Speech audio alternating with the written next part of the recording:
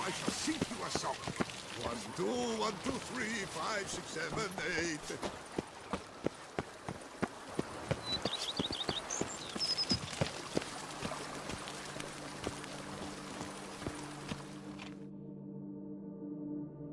Welcome home, sir. I am Barnabas Basil Faulty.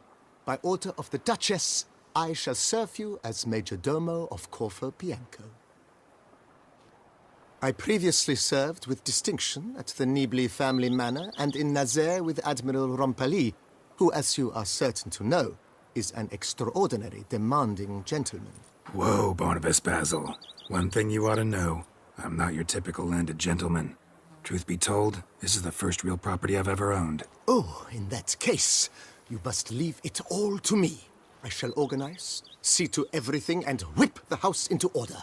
I dare say this place will soon be the most prosperous vineyard around. Great. Can already see I'm in good hands. Vineyard comes across as a place with a rich history. Know who owned it before me? Baron Rossel, who went bankrupt, forcing him to sell the estate to the Duchess.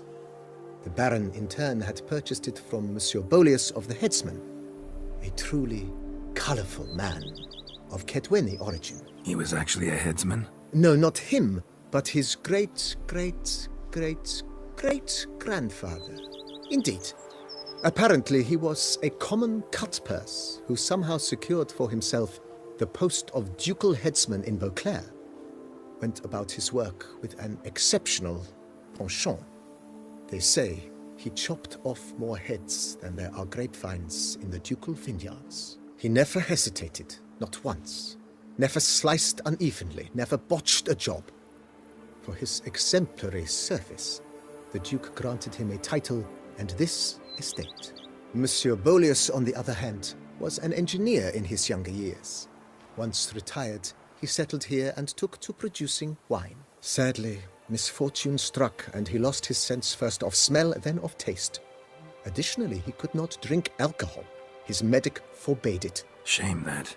He gave up making wine? Not at all. He made even more of it. Began throwing wild balls to which he'd invite friends from far and wide in order to treat them to his wine and delight in the fact that at least someone could enjoy it. It's the sort of man he was, Monsieur Bolius. Mind giving me a little tour de Corvo Bianco? Not in the least. Follow me, please. I think it would be practical to begin on the hill.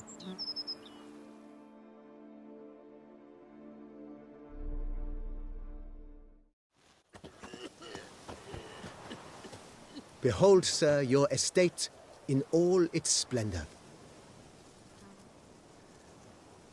Pretty vast. Indeed. And now, sir, allow me to show you a handful of interesting details. Follow me, please. Been a major domo all your life? Yes, I come from a long line of major domos. My father was a major domo, as was my grandfather before him, as was my great-aunt. In fact, she was the one to start the tradition. Great-aunt? A hard woman. It is said that already as a child, she knew where she was going and went there. When she arrived in Beauclair, she signed on as a chambermaid at one of the vineyards, then slowly worked her way up to Major Domo. She dragged the rest of the family up the same path.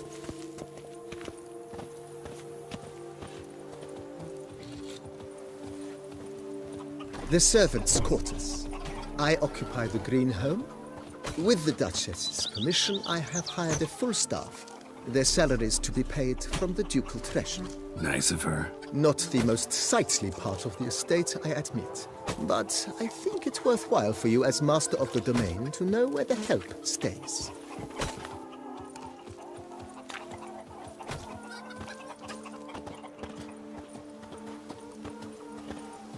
Sure, go on. Drink up. Baron Rossel ordered the vines in this part of the estate uprooted and olive groves planted in their place. They look beautiful, especially come spring. Don't look at all bad now, either.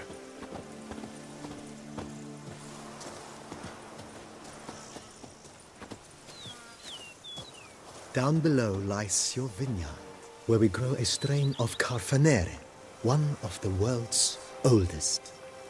Aged in oak barrels, it provides for an exquisite wine with distinct blackberry, wild cherry, plum, and cinnamon notes. Marvelous. Have to try it one of these days. Monsters are your catnip. That is mine! Something's in the wind. Nice well. Picturesque. Yes, though it ran dry long ago. During the raucous feasts Master Bolius held, he would order it filled with wine. There's a tale about a guest attending a Bolius ball for the first time and thus unaware of the custom. He had suffered great heartbreak and had decided to end his life by jumping into the well. The festivities were coming to a close, and the well was nearly empty when the suicidal guest finally jumped. Instead of killing himself, he merely broke his legs. To numb the pain, he drank the wine. Drank himself to death? Not at all. When found the next day, he had concluded he'd witnessed twin miracles. The water had been changed into wine, and he had survived. He retired to a monastery in the Dragon Mountains and began preaching the wisdoms of Lebioda.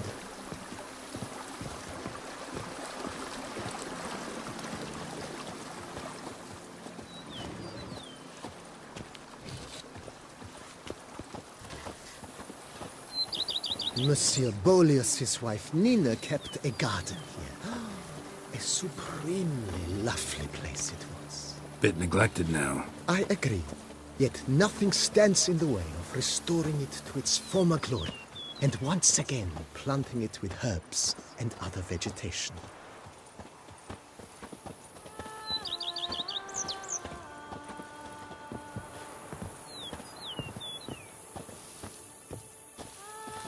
Madame Nina planted diminutive, delicate flowers and herbs here. One might say their aroma still hangs in the air. You're quite the romantic, Barnabas Basil.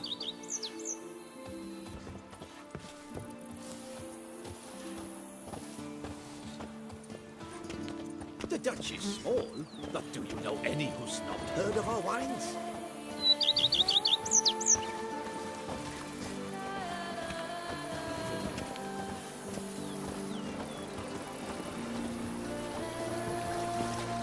Foes yesterday, partners today, and tomorrow, lovebirds tomorrow. Long live Matilda and Master Hugh. I like him from the start. Every witcher I've known has been a swell lad. This served as an additional wine cellar in years of plentiful harvests. Bit of work and it'll make a fine stable for Roach.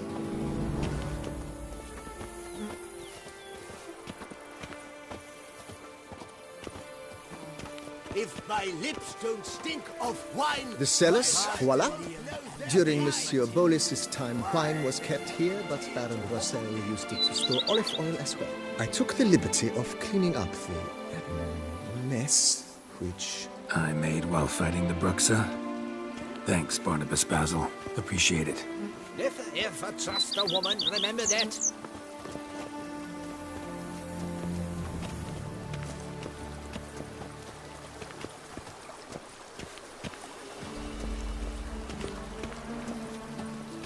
As you can see, the facade is, how to put it, slightly stained.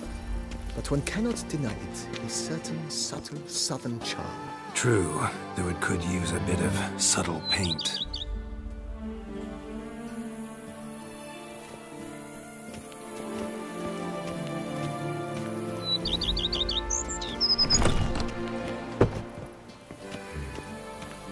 And welcome inside. On the left is the master bedroom. On the right, the dining hall and kitchen. Upstairs, you shall find the guest room, currently used for storage. Not a bad idea. At the moment, the house is only minimally furnished. Yet I believe we will, together, devise some innovative arrangements.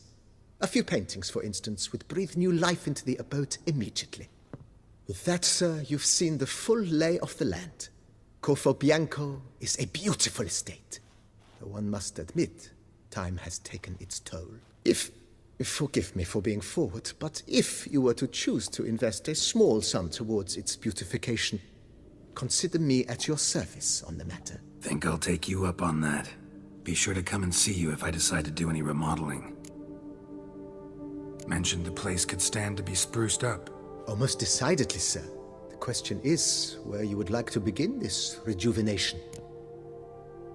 Been thinking about the outer walls. Maybe a fresh coat of paint or some patching. If I might dare to make a suggestion, why not start with a general renovation? I once oversaw such work at Admiral Rompelli's summer residence. The effects were simply breathtaking. Not only did the residence positively sparkle afterwards, but we also made room to display the Admiral's armor and weapons, of which he was a passionate collector. It's in your hands then. Make the place shine. I shall get to work immediately. Within a day's passing, I shall have sent for the crew which rebuffed the Admiral's residence. They are the finest specialists around. Highly skilled at what they do, it shall not take them too long, I wager. 2 days after they begin, your eyes will behold your residence in its refurbished, rejuvenated, beautified state.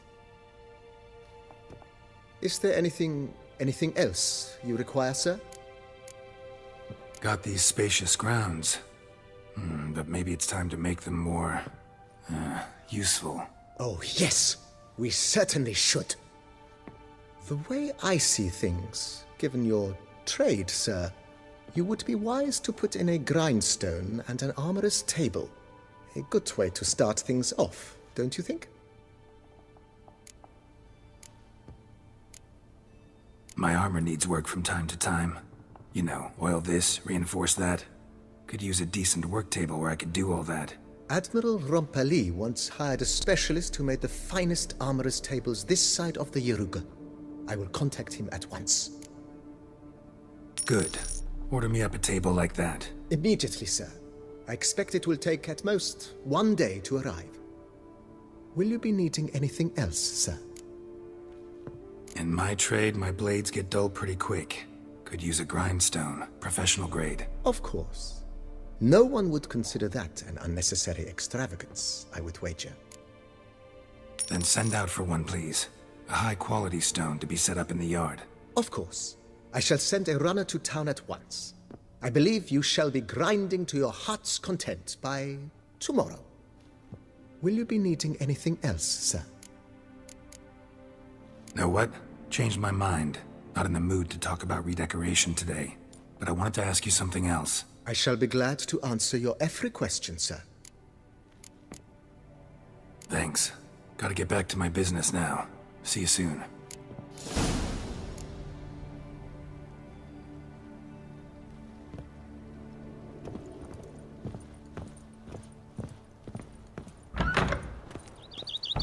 Go up to any knight and shout, "The beast!"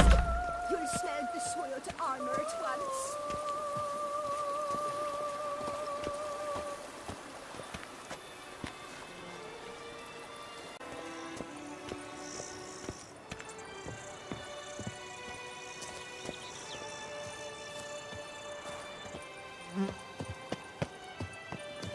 No two ways about it.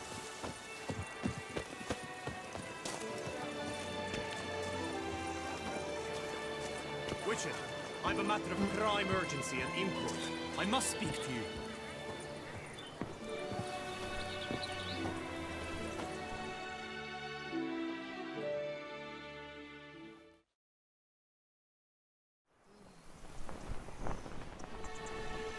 Your wound. Feeling better?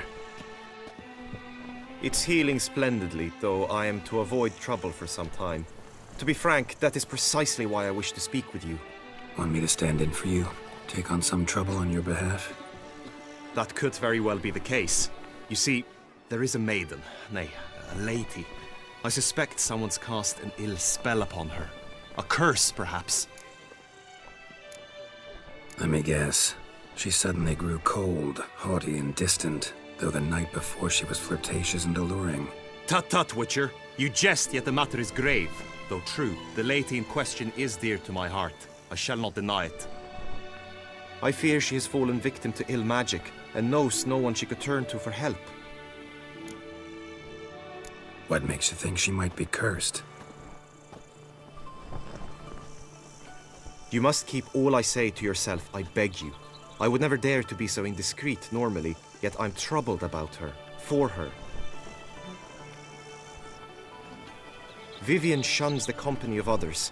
Though the fairest maid at court, she keeps men at a distance. I thus determined I would resort to trickery. Trickery? That even befitting of a knight? In war, yes. And what is love if not battle? As it were, one evening I crouched in hiding outside her seamstress's home. As Vivian emerged from it, I too emerged, ever so gently but convincingly collided with her, then promptly offered to escort her home. She consented. At first, all augured well. I proposed a more scenic route. She agreed. I made kindly forays into conversation, and she even began to respond as we neared the end of our route. Then suddenly, mid-speech, from her mouth there flew a most hideous shriek.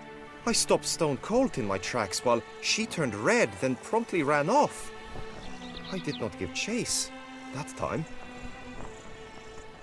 I attempted to approach her on several ensuing occasions, to learn what had happened, for I feared she had become entangled in some trouble.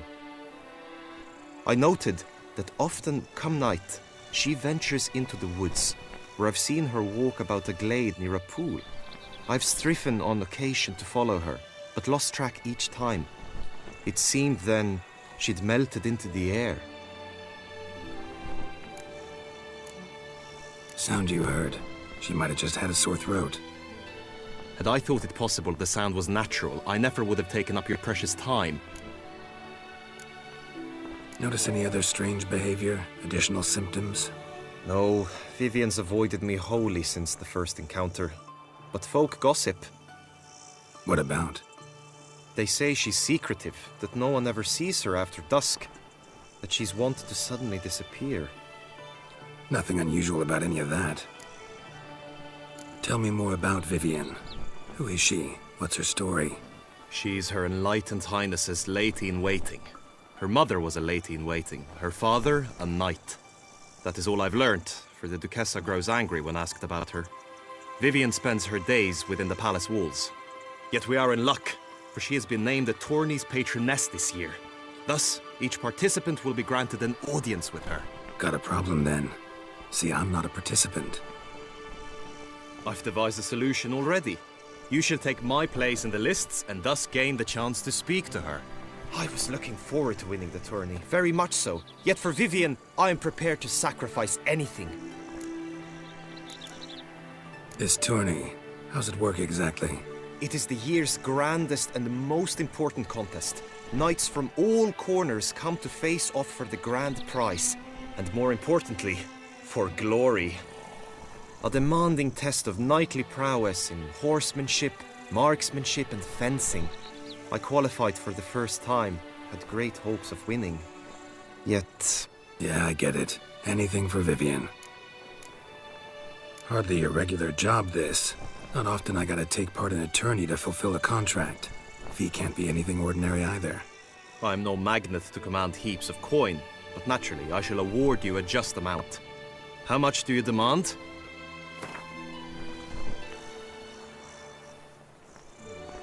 Agreed. That is an amount I can indeed muster.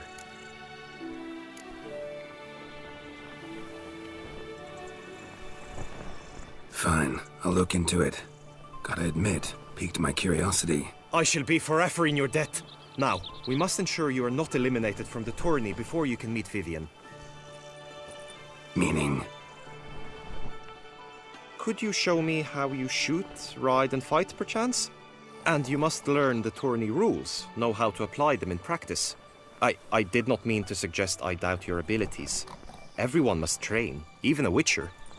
Besides, the tourney contests must surely differ, require skills you don't usually apply, races above all. The choice is yours. Where shall we start? Marksmanship. Feel a need to do some shooting. Come with me. The marksmanship contest shall pit you against another for the best time and score. He who hits all his targets first wins. Hope my aim's as good as that Cupid's who shot you. Sometimes when you speak, I miss the meaning entirely. A witcher? tell you, no man knows the day or the hour. She's The always merchant, showing the one so eager.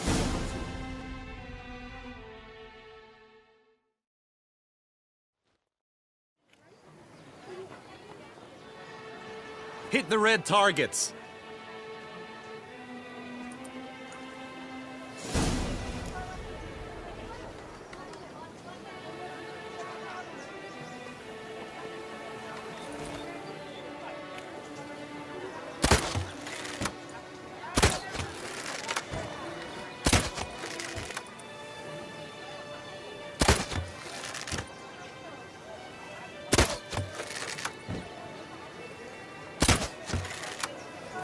The blacksmith's wife.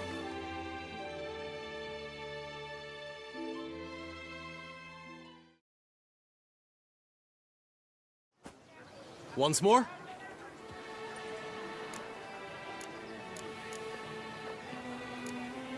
Done enough shooting.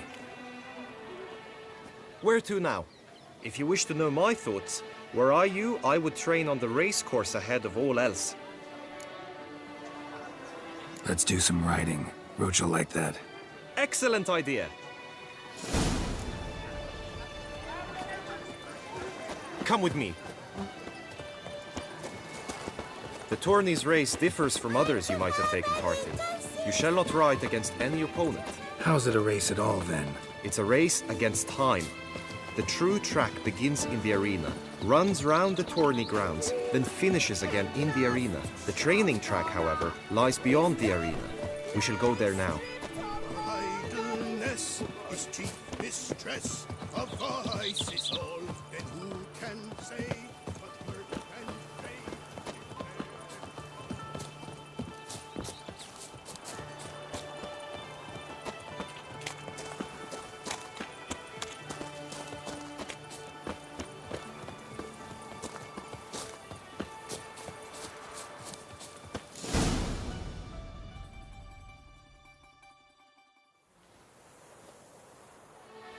All is ready. Now listen, for it can be quite a challenge. Along your route stand dummies and targets. The dummies you may cut with your blade. The targets you must hit from your crossbow. The time you have to complete the course shall increase each time you land a strike, be it with blade or bolt. It may sound simple enough, yet I've seen many a knight fail this contest and hang his head in shame. During the race proper, judges throughout the course shall tally your points. For now you may ride unperturbed by those matters.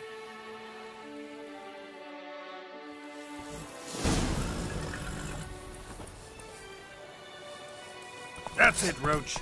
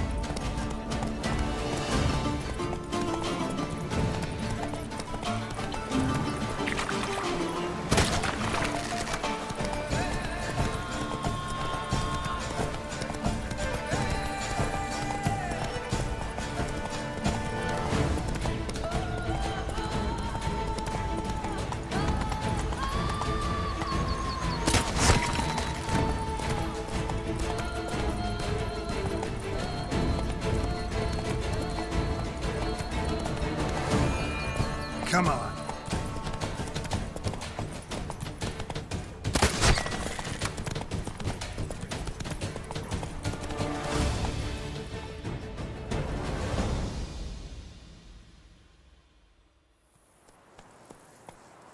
Will you give it another go?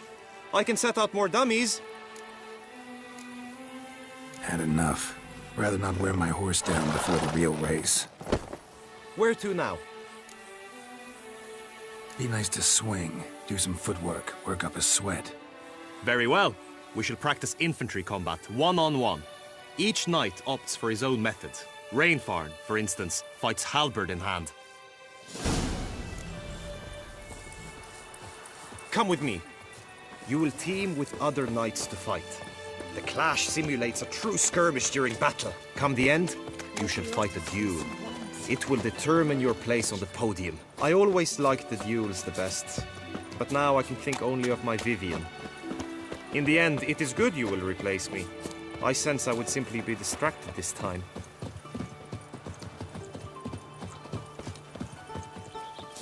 In Tucson, it is easier to find a fart without a loot than a fart. Trampona!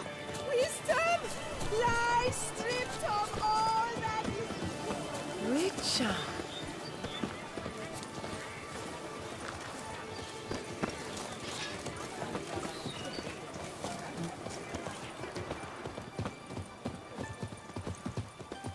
Stand at the center of the training ground. A knight will approach and challenge you.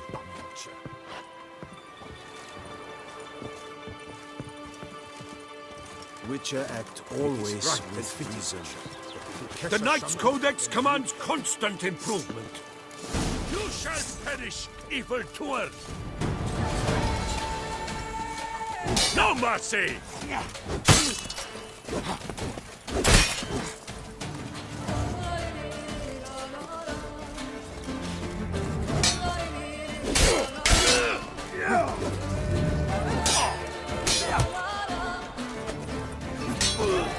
Damn, you're ugly.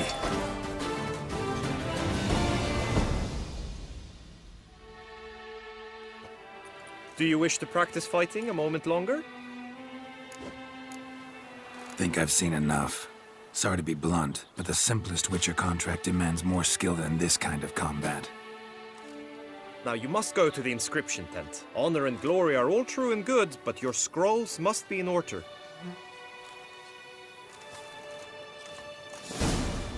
Rafe, son Milton, you left us too soon. The sun unto song shall no more shine.